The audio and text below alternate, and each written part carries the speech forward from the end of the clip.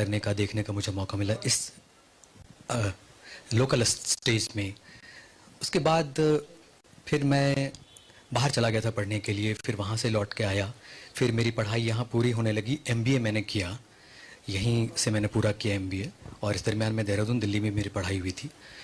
तो यहाँ एक लोकल कंपनी होती थी, सूर्या मैग्नेटिस, पटना में होती थी, और मुजफ्फरपुर में उसका स्टूडियो भी खुला था। मैं छोटा था तो कहीं जा नहीं सकता था राज्य से बाहर, तो मुझे यहाँ पे आसपास में मुझे इजाज़त थी घर वालों से कि मैं जा सकता हूँ।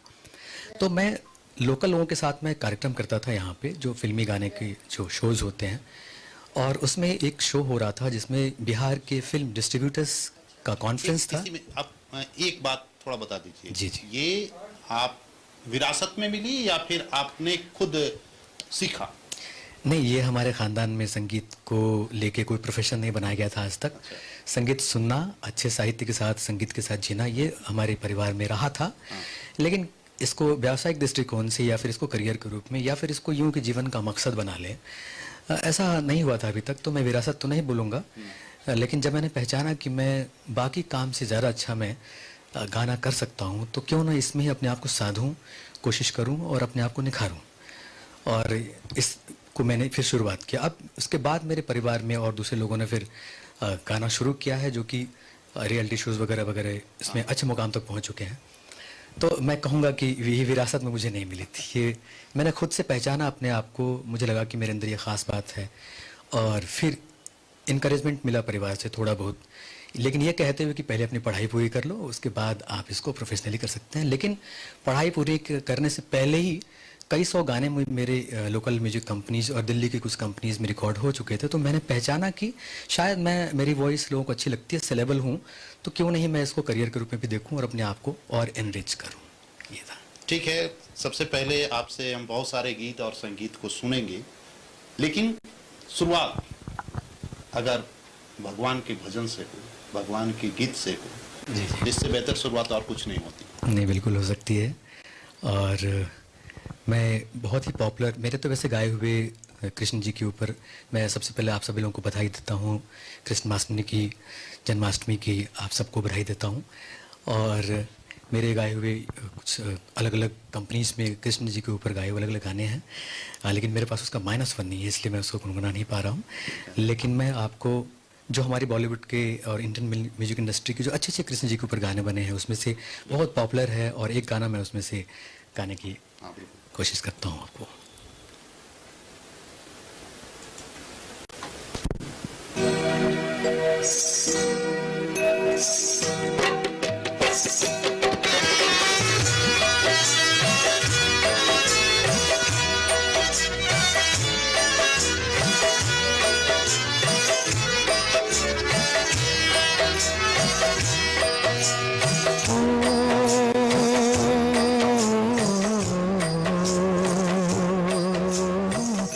यशोमती मैया से बोले नंदलाला, राधा क्यों गोरी मैं क्यों काला, राधा क्यों गोरी मैं क्यों काला। यशोमती मैया से बोले नंदलाला, राधा क्यों गोरी मैं क्यों काला, राधा क्यों गोरी मैं क्यों काला।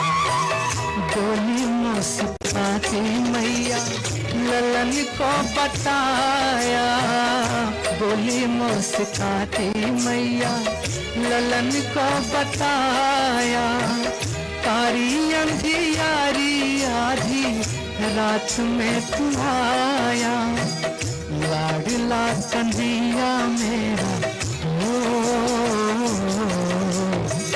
लाडला कन्हैया मेरा काली कमली वाला, इसीलिए काला।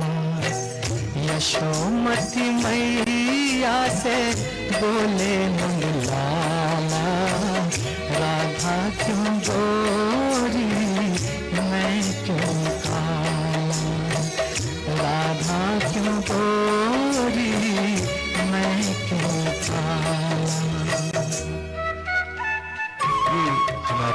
कृष्ण की महिमा है और कितनी अच्छी महिमा है कि मन प्रसन्न हो जाता है इसको गाते हुए भी। अगली पंक्ति सुनाता हूँ। बोली मुस्काती मैया सुन मेरे प्यारे, बोली मुस्काती मैया सुन मेरे प्यारे, गोरी गोरी राधिका के नैन कजरारे, काले नैन वाली ने ओ काले नैन वाली ने ऐसा जादू डाला, इसीलिए काला। यशोमती मैया से बोले नंदलाला, राधा क्यों गोरी मैं क्यों काला, राधा क्यों गोरी मैं क्यों काला। ये कृष्ण जी के ऊपर हमारा और इस खास मौके पर भगवान श्री कृष्ण साक्षात प्रेम के प्रतिमूर्ति थे।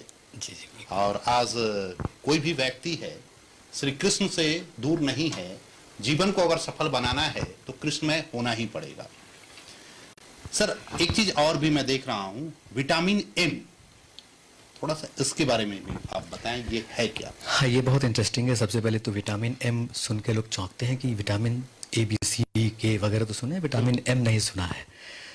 तो vitamin A B C D का जब इजाद हुआ उसके बहुत पहले एम हो चुका था। ये अलग बात है कि हमने मुझे उसको लगता है विटामिन एम का इजाद सबसे पहले हुआ था। जी बिल्कुल, इसका उल्लेख सामवेद में भी है। हाँ। लेकिन विटामिन एम के तरीके से नहीं है। बिल्कुल। सामवेद में संगीत का उल्लेख है और जब मानव सभ्यता विकास करने लगी तो संगीत प्रकृति से लिया उसने। पेड़ के पत्तों के सरसराहट की आवाज, झरनों के गिरने की आवाज, जानवरों की कोयल की आवाज, ये आवाजें उनको बहुत अपील करती थी। तो इससे संगीत में किया गया, इसको बांधा गया, इसमें एक ग्रामर बनाया गया इसके, और संगीत के रूप में इसका नामांकरण किया गया। तो vitamin A B C D तो हमारे शरीर में चाहिए, हमारे शरीर की तंदुरुस्ती के लिए, लेकिन जहन की तंदुरुस्ती के लिए, हमारे मूड के लिए, हमारी आत्मा के लिए चैन, सुकून और जो एक मिठास चाहिए होती जीवन के अंदर, वो संगीत बहुत बड़ा उसका फैक्टर है, यानी म्यूजिक। तो विटामिन एम का फुल फॉर्म है विटामिन मेलोडी, यानी म्यूजिक। और म्यूजिक में जो मेलोडियस पोर्शंस हैं, जो मेलोडियस एस्पेक्ट हैं, जो शोर शराबे वाले हैं वो नहीं, जो मेलोडियस एस्पेक्ट हैं उसको मैंने डोनेट करते हुए विटामिन एम को विटामिन मेलोडी ठीक है, किया जी। हम इसके और भी पाठ हम आगे जानेंगे। जी जी एम बेहद जरूरी है। गेहूं और गुलाब राम बिरसवेनपुरी का एक कहानी हुआ करता था, हम लोग पढ़ते थे कि जीवन में जितना गेहूं अनिवार्य है, वो कहते थे कि गेहूं से ज्यादा जरूरी है गुलाब, यानी कला, संस्कृति, जिसका आप अभी जिक्र कर रहे हैं, विटामिन एम। इस मेलोडी को लेकर हम बात आगे करें, लेकिन उससे पहले मुझे लगता है आपका एक कुछ मेलोडी सुनना भी बेहद जरूरी है। आज हम बोलेंगे कम, सुनेंगे ज्यादा। जी यकीनन मैं चाहूँगा कि चूंकि मैं गायक हूँ बिल्कुल। तो मैं ज़्यादा बता नहीं सकता बोल के, मैं गा के ही कुछ कह सकता हूँ। बिल्कुल बिल्कुल। तो मैं आपको क्या सुनाऊँ, क्या सुनना पसंद करेंगे, आप मैसेज भी करते रहें। कोई भी प्रेम पूर्वक कोई भी गीत, आज प्रेम का ही दिन है।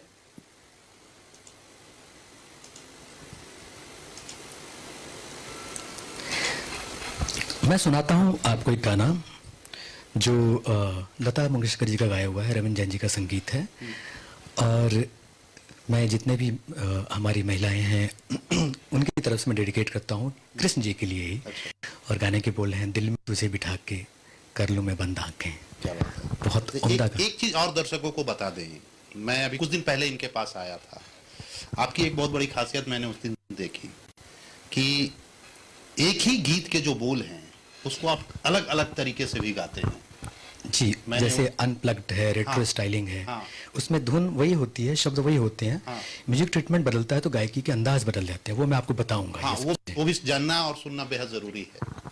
मैं अभी इस गाने हाँ, की बिल्कुल। को सुनाने की कोशिश करता हूँ।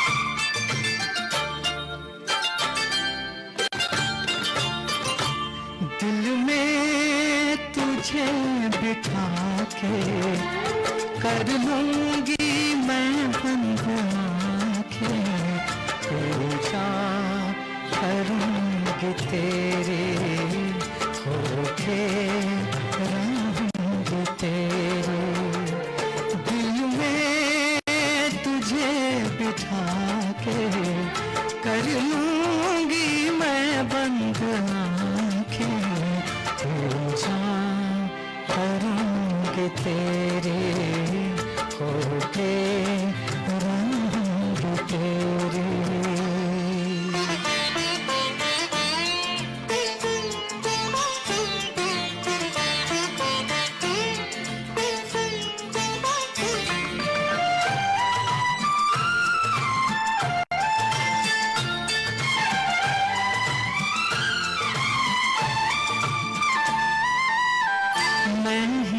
मैं देखूं तुझे पिया और न देखे कोई, मैं देखूं तुझे पिया और न देखे कोई, एक पल भी ये सोच रहे ना किस विध मिलना होए, सबसे तुझे बचा के कर लूंगी मैं बंद आंखें, पूजा करूंगी तेरे होके रहूंगी तेरे।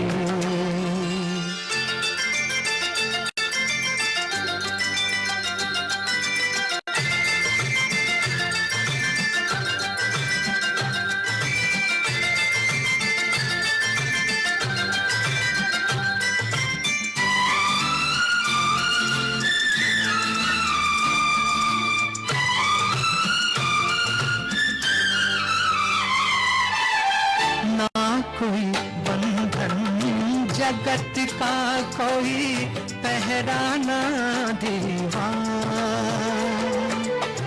ना कोई बंधन जगत का कोई पहराना दीवार,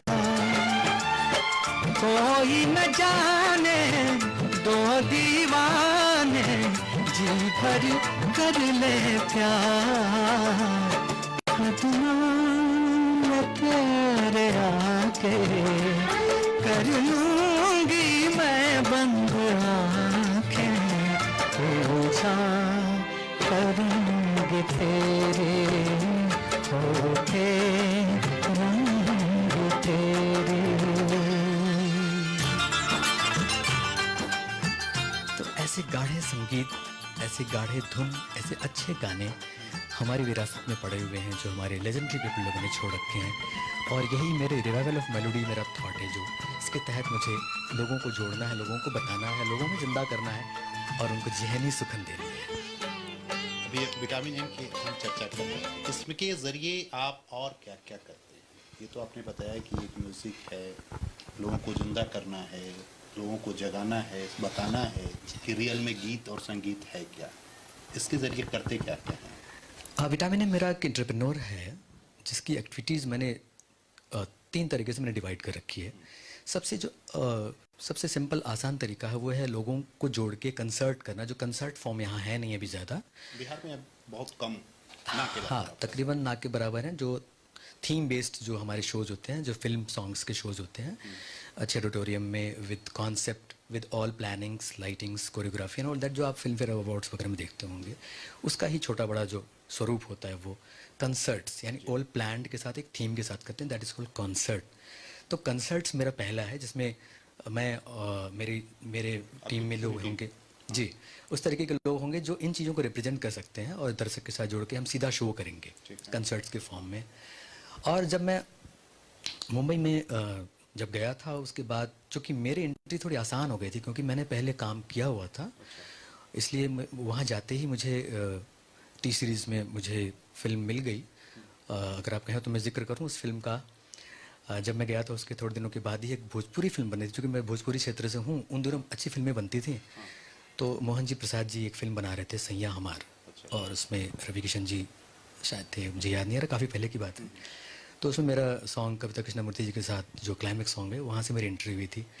लेकिन उसके बाद जब मैं वहाँ काम करता गया तो जो हमारे क्षेत्र से जो सिंगर जाते थे उनकी तैयारी जो है, जो वोकल्स की होनी चाहिए, ग्रूमिंग जो होनी चाहिए, प्लेबैक को लेके, फिल्मों को लेके उतनी नहीं पाई जाती थी। तो मैं देखता था कि वहाँ वो बहुत निराश रहते हैं क्योंकि तैयारी वो मुझे नहीं, लगता है ये पूरे पूर्वांचल की समस्या है, तकरीबन जो हमारे इस इलाके से पूरे जाते हैं। की समस्या है ये। तो ये चीज़ मैंने देखी और चूंकि मैंने पहले काफ़ी काम किया था इसलिए मुझे कुछ सीखने का वक्त मिल गया था जीवन में। और भाषा भी मेरी हिंदी थी और भोजपुरी मेरी भाषा है, तो मैं कर लेता था। हालांकि मैंने और बहुत सारे भाषाओं में किया। तो जब मैंने इस बात को सोचा कि जब मैं अपने लैंड, होम लैंड से शुरू करूंगा इन चीज़ों को, तो एक एकेडमी मैंने सोचा कि मैं प्लेबैक एकेडमी ओपन करूंगा जिसमें microphonic singing, film singing, characterise singing. देखिए सिंगिंग अलग अलग तरीके की होती है। क्लासिकल हमारे भारत में होती है जो 2 पार्ट में डिवाइडेड है। एक हमारी हिंदुस्तानी शैली है, एक कर्नाटिक शैली है। इसके अपने अपने ग्रामर होते हैं। अगर हम फोक पर आएँ, दूसरी जो विधा है, तो हर राज्य की अपनी एक विरासत होती है फोक की, उसी शैली में गाई जाती है। जैसे बंगाल की है, बिहार की है, आसाम की है, राजस्थान की है। जो इसके बाद मैंने महसूस किया कि जो तीसरी बहुत विस्तृत जो सुनने वाले जो लोग हैं और गाने वाले हैं वो है इंडियन फिल्म के लोग। तो इंडियन फिल्म को की ट्रेनिंग के लिए गाना सब चाहते हैं, लेकिन अगर प्रोफेशनली हम कुछ करना चाहते हैं तो उसमें वो बात होनी चाहिए जो हमारे लेजेंडरी लोगों ने एक स्टेबल कर दिया है, रफ़ी साहब, लता जी वगैरह लोगों ने। उस चीज़ों को मैंने थोड़ा सीख रहा हूँ अभी। तो दूसरा जो इसका है, पहले कंसर्ट के फॉर्म में मैंने सोचा मैं सर्विस सेवा करूंगा लोगों की। दूसरा एकेडमी फॉर्म में जो लोग सीखना चाहते हैं उनको ग्रूम करूंगा कि प्लेबैक सिंगिंग होती क्या है, कैसे हम माइक्रोफोन पे गाते हैं, टेक्सचर कहते हैं उन्हें, डायनेमिक्स कैसे बनाते हैं, भाव कैसे क्रिएट करते हैं, कैरेक्टराइज यानी कि फिल्मों में कभी कोई सिचुएशन होते हैं, कोई कैरेक्टर होता है, तो हमारी गायकी उस हिसाब से चलनी चाहिए कि आँख बंद करें तो वो महसूस हो। तो एकेडमी मेरा सेकेंड था। और थर्ड था कि ये थर्ड मेरा स्टिल है कि प्रोडक्शन, यानी मुझे नए चीज़ों को मुझे बनाना है जो मैं मिस करता रहता हूँ अपनी बॉलीवुड से, इंडियन फिल्म म्यूजिक से। पिछले बीते सालों में, दशकों में कहें तो एक बदलाव सा आया, जो बदलाव उतना उचित नहीं दिखता है। शोर ज़्यादा हो गया, शायद अश्लीलता भी बढ़ गई, शोर भी ज़्यादा हो गया। तो तीसरा मेरा प्रोडक्शन का है। आपको भी महसूस होता है कि गीत संगीत में अश्लीलता आई है? जी बिल्कुल। चाहे किसी भी क्षेत्रीय स्तर पे देखें या फिर हम उस, खासकर भोजपुरी की तो स्थिति बेहद खराब है। हाँ, मैं ये बताना चाहूँगा कि जब मैंने शुरुआत की थी तो जो आज के तथाकथित जो भी लोग सुपरस्टार हैं उस समय आइदर स्ट्रगलिंग फेज में थे या फिर उन्होंने मुकाम पाया था, लेकिन फिर भी स्तर अच्छा था लिखने वाले के और गाना बनाने की जो एक इच्छा होती थी, इच्छा शक्ति थोड़ी ऊंची थी। उसके बाद भाषा कभी भी खराब नहीं होती है। उन भाषा में हम कौन से विचार को परोसते हैं वो हमारे व्यक्तित्व को दिखाता है। तो भाषा तो कालांतर, पहले भी भाषा अच्छी रहती। भाषा तो एक माध्यम है आपके विचारों को व्यक्त करने का। तो भाषा वही है, लेकिन हम कौन से विचार व्यक्त करते हैं उससे उस भाषा की मर्यादा या उस वक्त समकालीनता में भाषा को किस नज़र से देखा जाता है ये हो जाता है। तो थोड़ी सी हम बदलाव तो उस पे आते हैं। ये लंबा डिबेट का इशू है, लेकिन आज की तारीख में हम डिबेट कम करेंगे। मैंने कहा था पहले भी दर्शकों को कि हम जो ये गा रहे हैं नितेश जी, वो वाकई में, अभी मैंने एक जिक्र किया था कि ये जो गीत हुए जो अमूमन जो गाए गए हैं उसको भी कई तरीके से पेश करते हैं, जिसका अभी आप जिक्र भी कर रहे हैं। उसकी भी एक वानगी अगर हो जाए तो बहुत बेहतर होगा। ये कुछ दिन पहले मैं इनके पास आया था और जिस तरह से ये गाते हैं, आप अगर सुन रहे हैं, देख रहे हैं, तो मेरा दावा है कि आप मंत्र मुग्ध हो जाएंगे। अभी वो सुनाएंगे आपको किस तरह से वो गाते हैं, एक ही गीत को कई तरीकों से गाते हैं। सर, वो एक वानगी होनी चाहिए। हाँ, मैं गाने से पहले ये बताना चाहूँगा कि इसको अलग अलग स्टाइलिंग बोलते हैं, जो हमारे, मैं क्षेत्रीय स्तर पे तो नहीं देख पाता हूँ, लेकिन जो हम लोग बाहर, इंडिया से बाहर शोज़ करने जाते हैं तो हमने भी सीखा लोगों की स्टाइलिंग। जैसे अफ्रीकन लोग हैं उनका हिप हॉप स्टाइल होता है, अमेरिकन के जैज़ हैं, तो हम उसको हिंदी जो गायकी की शैली होती है उसमें कैसे कर सकते हैं इस्तेमाल, ताकि फ्रेशनेस पे आए और हमारी मर्यादा भंग भी ना हो। बिल्कुल।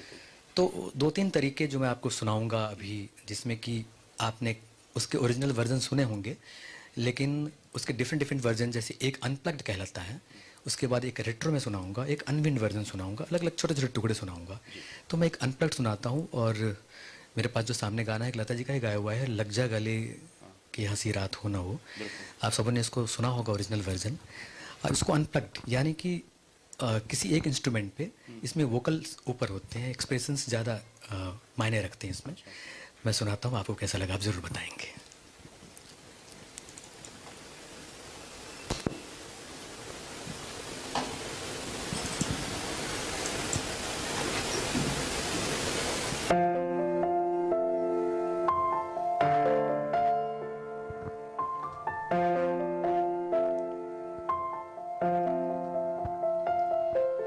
लग जा गले के फिर हंसी रात हो न हो, शायद फिर से जन्म मुलाकात हो न हो। लग जा गले के फिर हंसी रात हो न हो, शायद फिर से जन्म मुलाकात हो न हो। लग जा गले से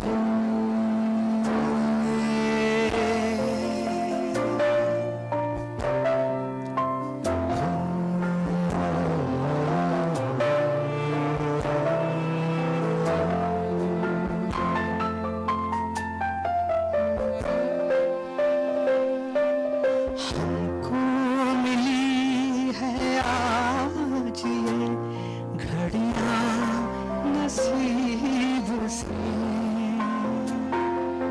जी भर के देख लीजिए हमको करीब से, फिर आपके नसीबों में ये बात हो न हो, शायद फिर से जन्म मुलाकात हो न हो। लग जा गले से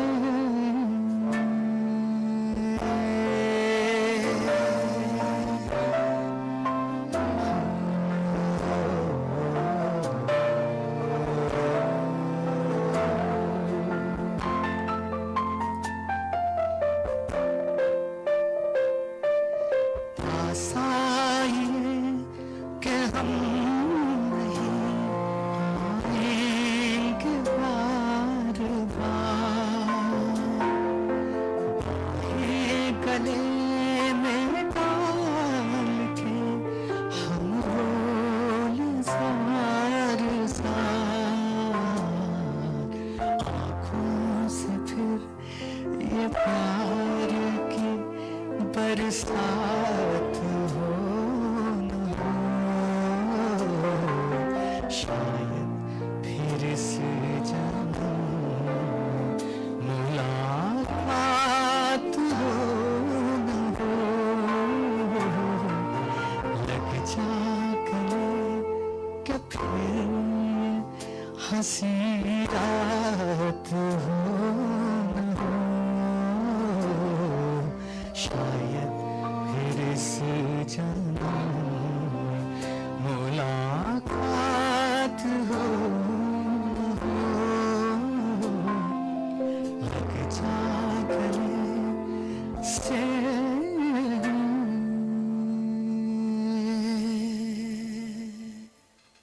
शानदार जानदार जिंदाबाद। मैं कुछ दिन पहले इनके गीत सुना था, यहीं पर आया था, इनके घर पे आया था, सुना था।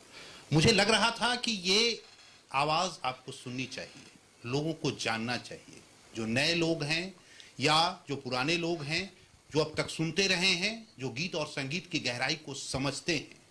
इसलिए आज स्पेशल आज का दिन है, हमने देखा कि आज सही मौका है वैसे में इनके पास पहुंचना चाहिए, और मैंने इनसे रिक्वेस्ट किया और इन्होंने कहा कि नहीं ठीक है, मैं वक्त निकालूंगा डीटीवी के लिए। फिलहाल आप सब बने रहिए, वक्त है ब्रेक का, और ब्रेक के बाद जब लौटेंगे तो जैसा कि मैंने कहा था कि ये अलग अलग तरीके से गाते हैं। अभी एक गायकी इनकी आपने सुनी, अब दूसरा भी सुनाएंगे हम इसी तरह से। जी, और भी वेराइटीज सुनाऊंगा मैं। और भी वैरायटी सुनाएंगे, नीतीश जी कह रहे हैं, लेकिन ब्रेक के बाद।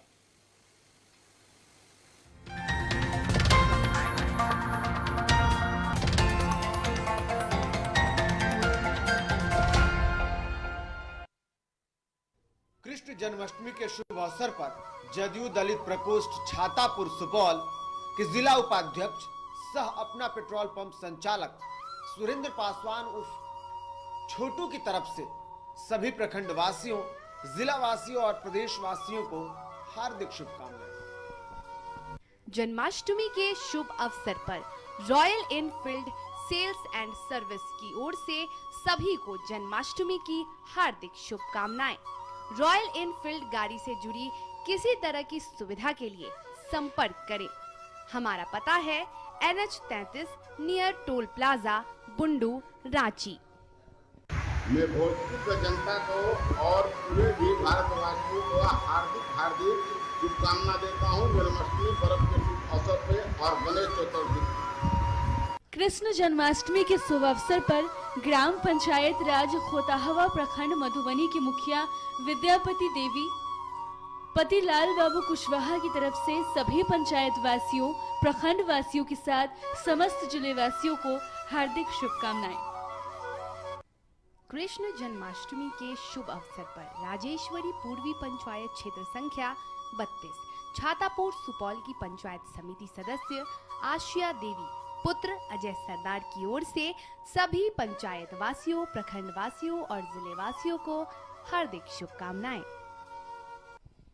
कृष्ण जन्माष्टमी के शुभ अवसर पर क्षेत्र संख्या 21 छातापुर सुपौल से जिला परिषद प्रत्याशी निशा देवी पति अजय सरदार की ओर से सभी प्रखंड और जिले वासियों को हार्दिक शुभकामनाएं।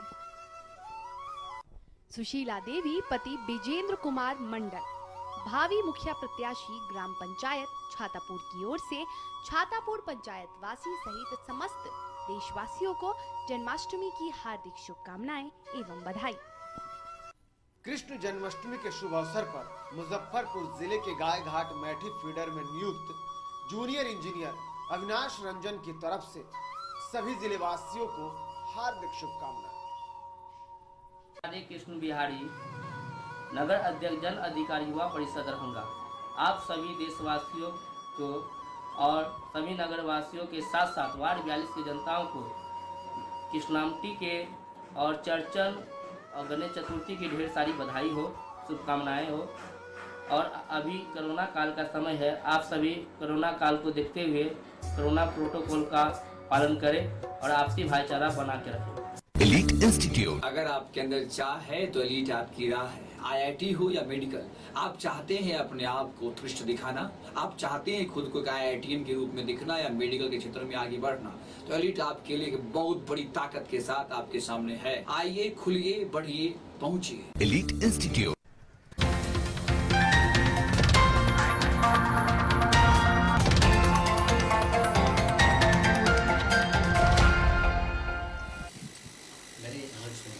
ब्रेक के बाद आपका स्वागत है और कार्यक्रम जारी है। तकरीबन 20 साल से ज्यादा वक्त से गायकी कर रहे हैं। तकरीबन 2000 से ज्यादा इन्होंने गीत गाए हैं। इसके अलावा एल्बम, सीरियल, फिल्म, कई प्रोग्राम देश दुनिया में जाकर उन्होंने बिहार का नाम रोशन किया है। एक बार फिर हमारे साथ बने हुए नीतीश जी। हजारों गीत आपने गाए, अलग अलग विधा में आपने गाया जी। अभी आपने बताया कि प्रोडक्शन भी होगा। इसमें कुछ एक चीज मुझे भी लगा कि आप जो बच्चे हैं, जो नए जो लोग आ रहे हैं, उन्हें आइडिया नहीं है कि हम अगर फिल्म में गाना चाहते हैं तो कैसे गाएंगे। उसके बारे में भी थोड़ी सी कुछ जानकारी दें कि कितना अलग है और फर्स्ट फेज में क्या कुछ तैयारी की जाए। बिल्कुल, देखिए आमतौर पे जो फिल्मी गायकी है वो ज़्यादा पुराना नहीं है। भारत में तकरीबन 100 साल का इतिहास है और जो दूसरी गायकी की जो विधाएं हैं, क्लासिकल हैं और फोक हैं, वो सैकड़ों साल पुराने हैं, उससे भी पहले के हैं। इसलिए ये एक विधा के रूप में अब स्टैब्लिश हो रहा है जो फिल्मी गायकी है। फिल्मी गायकी और गायकी से इस तरीके से अलग है कि इसमें सिंगिंग में एक्सप्रेशन या कैरेक्टराइजेशन बहुत मायने रखता है। डिक्शन, यानी अगर चूँकि मैंने 10-12 भाषाओं में गाया है, जिसमें प्रमुखता से हिंदी है, भोजपुरी की भी कुछ फिल्में हैं, पंजाबी हैं, आपको नेट पे इंटरनेट पे मिल जाएंगे कुछ चीज़ें, छत्तीसगढ़ी है, गुजराती है, मराठी है। अगर आप मुंबई में गा कैसे लेते हैं आप? हिंदी भी, बांग्ला भी, गुजराती भी, मराठी भी? हाँ, ये मैंने कहा ना कि भाषा एक फोनेटिक होती है। भाषा एक फोनेटिक चीज़ है, यानी साउंड क्रिएट आप करते हैं तो एक लैंग्वेज हो जाती है। मुखड़ा भी हमें एक एक लाइन अगर पंजाबी हो थोड़ा सा हो जाए, थोड़ा सा अगर छत्तीसगढ़ी हो जाए तो पंजाबी में मुझे एक गाना आपको मिलेगा बहुत अच्छा, वो रेशमा सिंगर थे पाकिस्तान में, उनके ऊपर एक फिल्म बनी थी, हाँ बिल्कुल। तो प्यार न मनने हार, हिंदी में वो बनी, पंजाबी में बनी, जो भारत में बनी थी। तो उसका जो थीम सॉन्ग था वो मुझे 2 लाइन याद आ रहा है। उड़ जावा मैं पंछी बन के हुण मैनू पंख लगा दे, उड़ जावा मैं पंछी बन के हुण मैनू पंख लगा दे, राह ना आवे कोई, राह ना आवे सर हद कोई, राह ना आवे सर हद कोई, मेरा विछड़ा यार मिला दे, किसे कड़ी मेरा दिल लगदा, हर्ष विच मैनू प्यार ये करदा, जिंदगी बन गई जेर, करा दे तू करा दे रब्बा मेल, करा दे तू करा दे रब्बा मेल। तो इसमें जो कुछ वर्ड है, उड, जा, होना, ये सब चीज़ें, होना, अड़ा के बाद आपको सस्टेन कितनी करनी है, मराठी के अपने डिक्शन होते हैं, तो इस तरीके से डिक्शन हम सीखते हैं जो गाने लिखाने वाले होते हैं। लिरिसिस्ट देखिए, गाना हम तक पहुंचने से पहले सबसे पहले लिखा जाता है। इस फिल्म सिंगिंग के जो विधाएं हैं उसमें सबसे पहले गाना लिखा जाता है सिचुएशन के हिसाब से, क्या वहाँ सीन आने वाला उसके हिसाब से, फिर उसकी धुन बनती है, कंपोजर का काम है। उसके बाद धुन बनने के बाद उसके पीछे म्यूजिक अरेंजमेंट्स होते हैं, क्या बजना चाहिए शुरू में, आखिरी में, बीच में, और उसके बाद फिर सिंगर का काम होता है कि उसमें अब उस सिचुएशन को वॉइस में क्रिएट करना, वोकल एक्टिंग। तो इसलिए वोकल एक्टिंग जैसे ही ऐड होती है तो जो क्षेत्रीय यानी फोक या फिर जो क्लासिकल है उसके बाद 3, 4, 5 और चीज़ें मायने रखती हैं, जिसमें कि आपका डिक्शन यानी जिस भाषा में है उस भाषा के साथ ज़रा भी छेड़छाड़ नहीं करना। तो वो लिरिसिस्ट जो होते हैं वो हमें सिखाते हैं, आधे घंटे 1 घंटे में हम उतनी लाइनें सीख लेते हैं। इसके लिए आपका थोड़ा शार्प होना ज़रूरी है, और सीखने के बाद हम उनको बताते हैं ऐसा ऐसा है, फिर वो मॉनिटर में हमें करेक्ट भी करते हैं। और उसके बाद जो दूसरी चीज़ आती है फिल्मों में गायकी के लिए, वो होती है कि सुरताल तो आपका होना चाहिए, आपकी पिचिंग बराबर तो होनी चाहिए, वो तो किसी भी गायकी के लिए।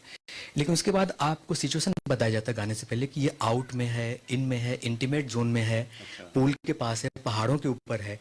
जैसे आप सुनेंगे रफ़ी साहब के या पुराने गानों में, अगर पहाड़ के ऊपर पिक्चराइज है तो उसकी थ्रो अलग होती है। और अगर बिल्कुल तुम कम सिन हो, नादां हो, नाजुक हो, भोली हो, सोचता हूँ मैं कि तुम्हें प्यार ना करूं, ये इंटीमेट जोन का गाना है, कैरेक्टर दोनों आसपास बैठे हैं, तो इसमें लाउड साउट नहीं कर सकते आप। सो दीज न्यूसेंसेस, छोटी छोटी चीज़ें होती हैं जो फिल्म सिंगिंग के लिए आपको लर्न करनी पड़ती है। तो इसमें कैरेक्टराइजेशन ऑफ योर वॉइस, और इसलिए मैंने यहाँ पे sing along playback singing academy, vitamin M का ही वेंचर है, वो मैंने ओपन किया हुआ है। ये कोविड की वजह से थोड़ा सा मैंने इसको कट डाउन किया हुआ है, क्योंकि अभी सरकार ने या फिर यूँ कहिए कि प्रशासन ने इजाज़त नहीं दी है उतनी हॉबनॉबिंग के लिए। तो इसमें ये ट्रेनिंग दी जाएगी कि और भी जो डिक्शन हो गया, कैरेक्टराइजेशन हो गया वॉइस के, उसके अलावा जो संगीत आप उसके पीछे बज रहे, जैसे मैंने आपको अनप्लग्ड सुनाया था, अभी मैं रेट्रो सुनाऊंगा, एक रेट्रो सुनाऊंगा कि कैसे अगर म्यूजिक बदल गया तो आपकी गायकी के स्टाइल बदल जाते हैं। प्यार तेरा मस्ताना, रूप तेरा मस्ताना, तेरा मस्ताना है ना। दरअसल गायकी से हम गीत याद नहीं रहती है मुझे, तो वो गाना भी एक उसका भी एक अलग अंदाज है जी। वो कहीं ऐसा नहीं कि कहीं आपको गाया वो मिल जाएगा, वो मैंने ही उसको डिज़ाइन किया, सोचा कि ऐसे हो सकता है, इसको हम अलग तरीके से प्रेजेंट कर सकते हैं, कुछ फ्रेशनेस भी आएगी और वो मर्यादा भी बनी रहेगी। तो वो जो आप सुनेंगे, मैं इसके बाद सुनाऊंगा वो, तो उसमें आप देखेंगे कि जैसे म्यूजिक बदलती है, पीछे की बैकग्राउंड स्कोर बदलती है, म्यूजिक बेड जिसको बोलते हैं, तो आपका थ्रो बदल जाता है। धुन वही होगी, शब्द वही होंगे, लेकिन आपका थ्रो बदल जाएगा। तो ये इंटेलिजेंसी जो होती है, ये लर्निंग होती है प्लेबैक सिंगिंग के लिए। और ऐसी छोटी छोटी चीज़ें होती हैं कि हम फेड आउट कैसे करें, take off note, landing note, शुरुआत करने के समय जो पहले नोट होता है वो कैसे लगाएं हम, और लैंडिंग नोट जो होती है कैसे सस्टेन करें हम। अगर इंडियन इंस्ट्रूमेंट बज रहे हैं तो थ्रो अलग होता है, वेस्टर्न में थ्रो अलग हो जाता है। ये सब छोटी छोटी चीज़ें जो फिल्म सिंगिंग के छोटे छोटे न्यूएंसेस हैं, जो सूक्ष्म बारीकियां जिसको बोल सकते हैं। तो ये रूप तेरा मस्ताना, हाँ, मैं ये गाना आपने सुना होगा, आप सभी ने, रूप तेरा मस्ताना, किशोर कुमार जी का गाया हुआ एक, तो ऑथेंटिक वर्जन आपने सुना होगा, जो ओरिजिनल है कान में सबके होंगे। मैंने एक सोचा इसका, और इसकी म्यूजिक ट्रीटमेंट मैंने बदल दी। यूट्यूब पे भी आप सुनेंगे मेरा, और मैं यहाँ पे आपको सुनाता हूँ कि म्यूजिक ट्रीटमेंट बदलने से शब्द वही होने के बावजूद कैसे ये बदल जाता है। मैं गाता हूँ।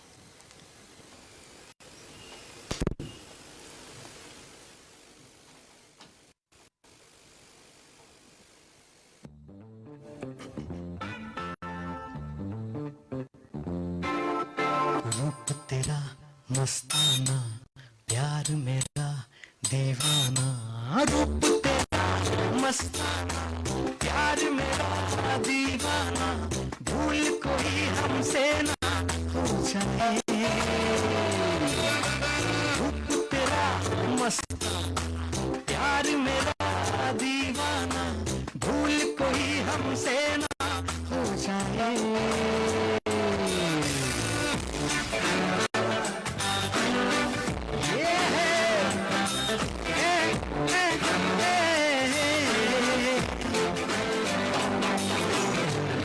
रात नशीली मस्त समा है, आज नशे में सारा जहां है।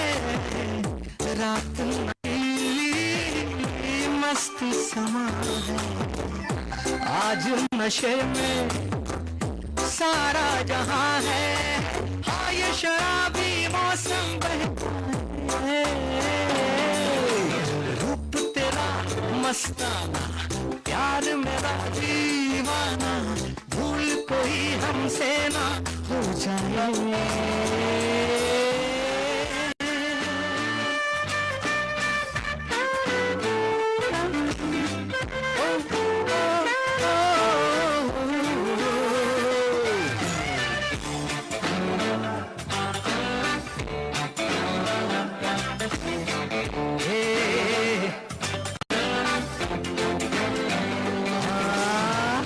आँखों से आँखें मिलती हैं ऐसे, बेचैन होके तूफान में जैसे। आँखों से आँखें मिलती हैं ऐसे, बेचैन होके तूफान में जैसे। मौज कोई साहिल से टकराए,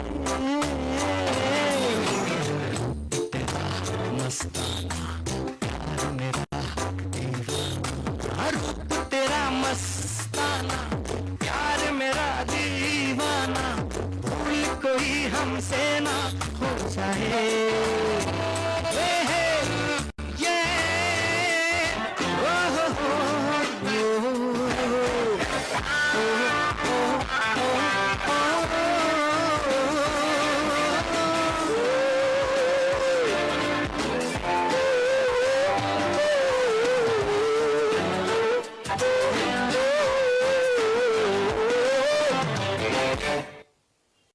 क्या बात है, क्या बात है। ये आप इस तरह का प्रयोग करते कैसे हैं? दरअसल जब आप इन चीज़ों की गहराइयों में जाते हैं, जो फिल्म मेकिंग होती है, फिल्म सिंगिंग होती है, जो कुछ हज़ार गाने गाने के बाद धीरे धीरे उसकी परख होने लगती है कि क्या चीज़ें मायने रखती हैं। अगर बुनियादी तौर पे उसको वहाँ से बदलें तो ऊपर के फल फूल बदल जाएंगे। जड़ में हम कहाँ, रूट में हम कहाँ काम करें, डायनेमिक्स कैसे बनने चाहिए, अगर इंस्ट्रूमेंट गिटार है तो थ्रो कैसा आना चाहिए। तो ये चीज़ें फिर इंसाइट क्रिएट होने लगती हैं, जिसको एक्सपीरियंस कह सकते हैं आप, और अपना IQ। लेकिन ये जो आप प्रयोग करते हैं, ये तलवार की धार पे चलने से कम नहीं है। बेशक, क्योंकि इसकी कोई जरा सा गड़बड़ हुआ तो आप सीधे, हाँ, मतलब डिरेल हो सकते हैं, हाँ, जिसको बोल सकते हैं आप। बिल्कुल। तो लेकिन अभी के वक्त में बताऊं कि जो लाइव सिंगिंग है, आप सभी लोग लाइव ही सुन रहे हैं, लाइव सिंगिंग की विधा धीरे धीरे ख़त्म सी होती चली जा रही है। और अगर कहें तो लाइव सिंगिंग पहले के वक्त में लाइव ही रिकॉर्डिंग हुआ करती थी। 50 म्यूजिशियंस, 100 म्यूजिशियंस होते थे। और मैं बताना चाहूँगा, सौभाग्य की बात है कि मुझे प्यारेलाल जी के साथ भी शोज़ करने का मौका मिला। लक्ष्मीकांत प्यारेलाल जी की जो legendary pair, one of the pairs में से हैं। तो मैंने देखा कि 50 म्यूजिशियंस, 40 म्यूजिशियंस कैसे कोऑर्डिनेट करते हैं आपस में, और इस तलवार के धार पे कैसे तैयारी की जाती है, चले कैसे जाते हैं, उसके पीछे कितनी तैयारियां होती हैं। तो ये जो गुणीजन लोग रास्ते में मिलते गए, अपनी यात्रा जो संगीत की रही, उसे सीखता गया, आज भी सीख रहा हूँ, उससे एक इंसाइट डेवलप होता है आपके अंदर, और फिर आप उसमें रचनात्मकता, सृजनात्मकता अपनी कुछ करते हैं, और फिर कुछ नई चीज़ आ सकती है, ऐसा मैं मानता हूँ। अब नए जो लड़के आ रहे हैं, जो नए लोग आ रहे हैं, आप जिस विधा को लेकर चल रहे हैं, सबसे खास बात ये है कि जड़ है उसे आप बराबर सींच भी रहे हैं, और नई विधा भी कुछ निकल कर आ रही है। ये जो तालमेल बैठाने का जो काम है, जो हमें लगता है कि बहुत कम जो लोग हैं ये काम कर रहे हैं, या तो एकदम बैक में हैं, नहीं तो एकदम जड़ से कटकर अपना काम कर रहे हैं। मुझे लगता है कि जब मैं यहाँ से मुंबई गया, या फिर समाज की किसी भी ऐसी चीज़ को मैंने संस्कार सीखे, भाषा सीखी, शिक्षा मिली, तो हमसे पहले हमारे लोगों ने जो मेहनत किया था उसके फल हमने काटे।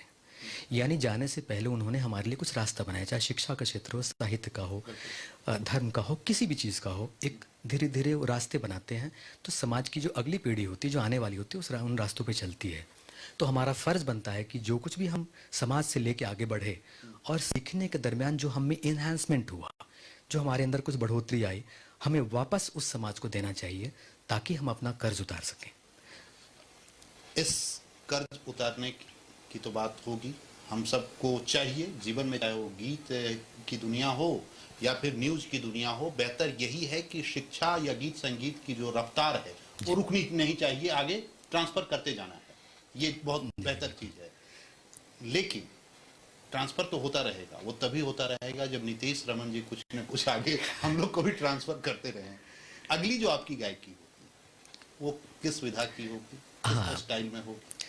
मैं बताता हूँ कि जैसे हमारा इंडियन फिल्म जो म्यूज़िक है, वो अगर हम 100 सालों को देखें, 1913 में मूक फिल्म बनी थी, और 1931 में पहली बार बोलने वाली फिल्म बनी थी।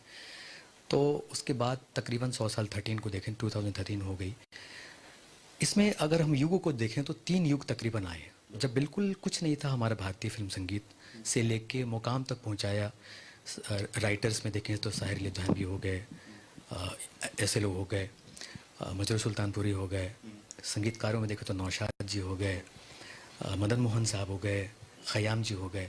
गायकों में देखें तो उस केएल सहगल से शुरुआत हुई थी उस दिनों में, सुरैया जी से। उसके बाद फिर लता जी, मुकेश जी, रफ़ी साहब, तलत महमूद, मन्ना डे वगैरह सब लोग आए, और गोल्डन पीरियड कहलाया वो। आज भी हम उसको याद करते हैं गोल्डन एरा के रूप में, जो तकरीबन वहाँ से ग्रो करता करता 70 के लास्ट तक गया। उसके बाद चेंजेस आने लगे, बप्पी लहरी और जो नए संगीतकार लोग उस समय थे, उसमें थोड़े परिवर्तन आने लगे 80s के दौर में, और वो रिमिक्स जैसी चीज़ें, और थोड़ी शोर बढ़ गई, स्टाइलिंग बदलने लगी। वो उसको मैं मेडाइवल मानता हूँ, यानी कि गोल्डन एरा एक हो गई जो शुरुआत से लेके तकरीबन 70s लास्ट तक।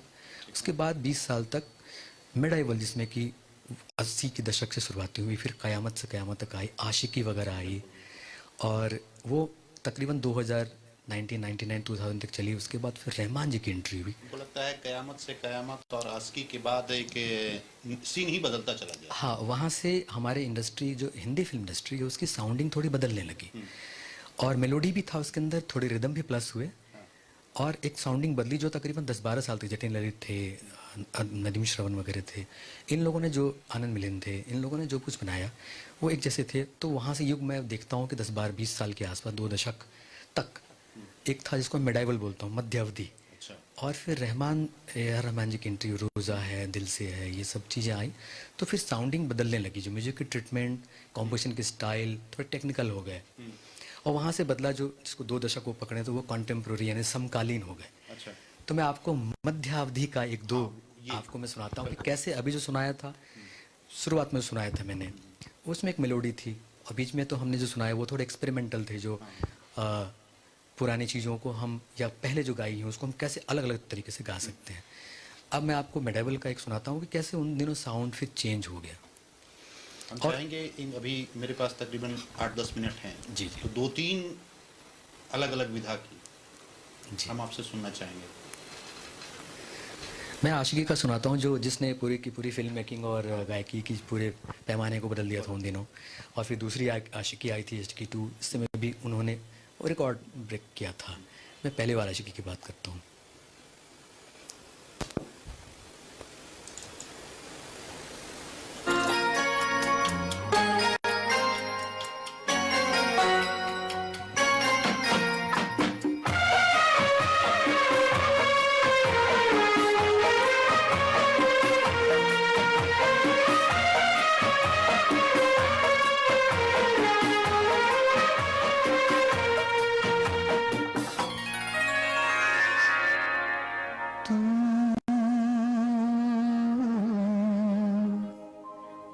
मेरी जिंदगी है तू, मेरी हर खुशी है तू, मेरी जिंदगी है तू, मेरी हर खुशी है तू ही प्यार, तू ही चाहत, तू ही आशिकी है तू, मेरी जिंदगी है तू, मेरी हर खुशी है।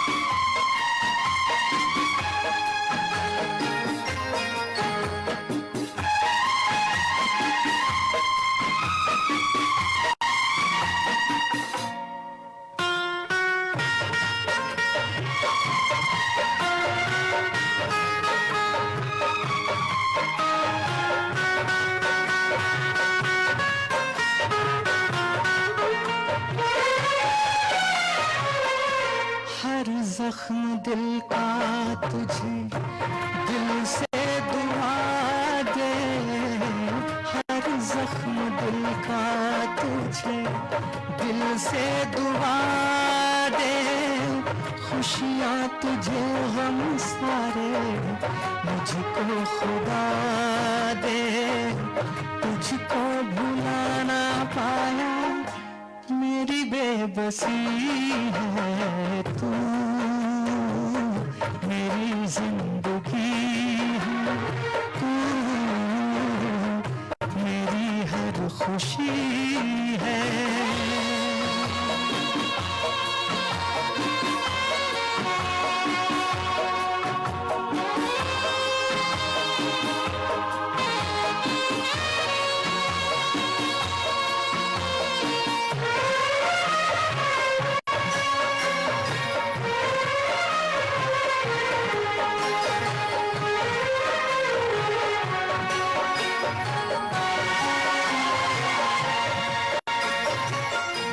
पहली मोहब्बत का एहसास है तू, पहली मोहब्बत का एहसास है तू, बुझ के जो बुझ ना पाई वो प्यास है तू, तू ही मेरी पहली ख्वाहिश, तू ही आखिरी है तू,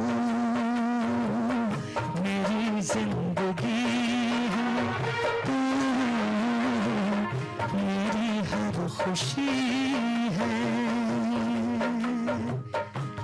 तो ये दौर था जो इसको मेडावल कह सकते हैं, आशिकी आई थी, गाने की धुन, गाने के शब्द और गाने की जो म्यूजिकल ट्रीटमेंट है उससे बदल गए, पूरी लॉट बदल गई सिंगिंग की भी। ये एक मैंने सुना है आपको आशिकी। इसके बाद जब फिर हम आगे बढ़ते हैं तो क्या इस दौर के बाद अभी का जो दौर है हम क्या उस दौर में हैं? हाँ, उसके बाद समकालीन कह सकते हैं कि उसके बाद फिर बदल गई। मैं आपको जो सबसे आखिरी जो एक स्टाइलिंग सुनाता हूँ कि अभी क्या चल रहा है, कैसे बदल गई चीज़ें। अभी आपने देखा कि इसमें इतने के इंस्ट्रूमेंट, ढोलक, तबले और जो मीड़, गाने की जो स्टाइलिंग है, मीड़ गमक वगैरह का इस्तेमाल होता था। उसके बाद जब बदला तो उसमें से एक एग्जांपल देता हूँ आपको।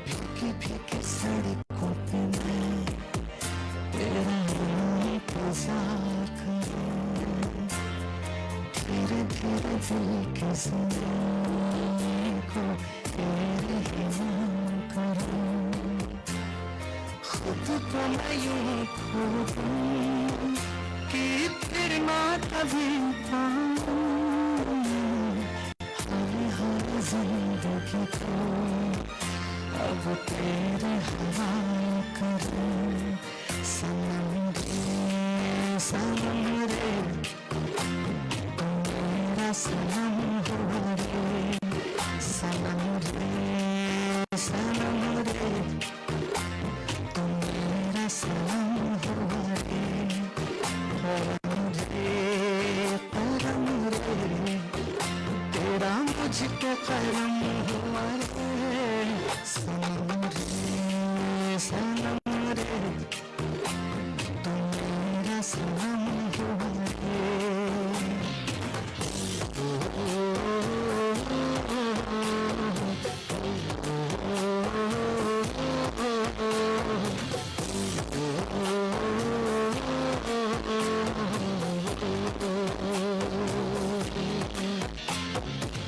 तेरे करीब जो होने लगा हूँ तो टूटे सारे भरम रे, सनम रे सनम रे तू मेरा सनम हुआ रे, सनम रे सनम रे तू मेरा सनम हुआ रे।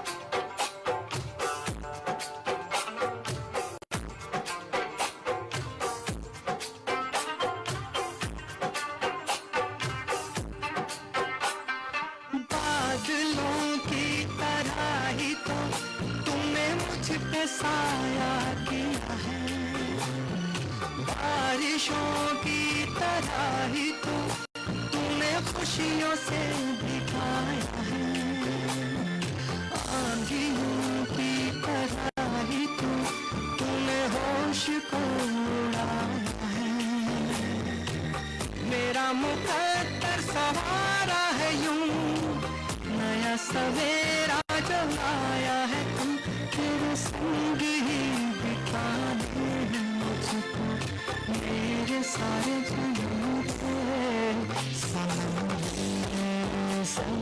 रे तू मेरा सनम हुआ रे, सनम रे तू मेरा सनम हुआ रे, परम रे तेरा मुझ पे परम हुआ रे, सनम रे तू मेरा सनम हुआ रे।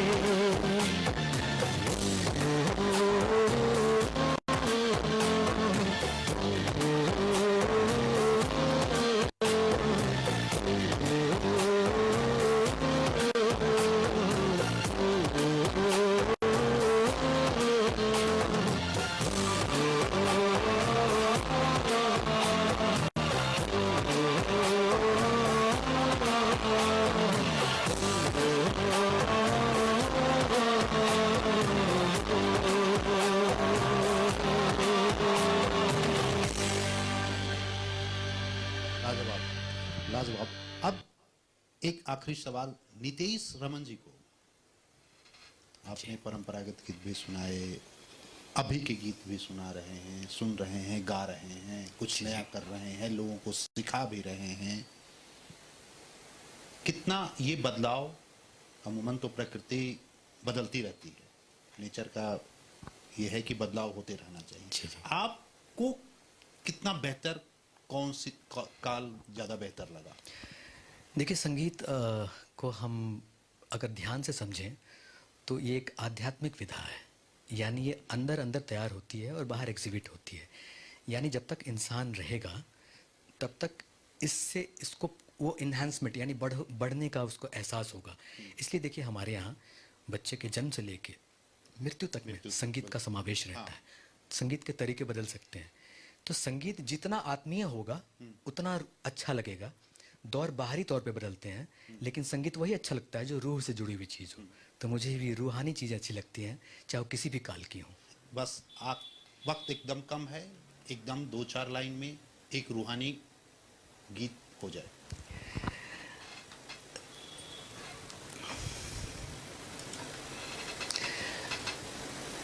दरअसल अमूमन मैं सियासी शो करता हूं, लेकिन आज सियासत से थोड़ी अलग हटकर मैं आया हूं। इसलिए आया हूं क्योंकि मैंने कुछ दिन पहले इनको सुना था, इसलिए आपको सुनाना बेहद ज़रूरी था। मैं आपको ज़िंदगी के बारे में फ़िलॉसफ़ी जो है कि ज़िंदगी कैसी पहेली है, तो लाइन इसकी सुनाता हूँ एक संदेश के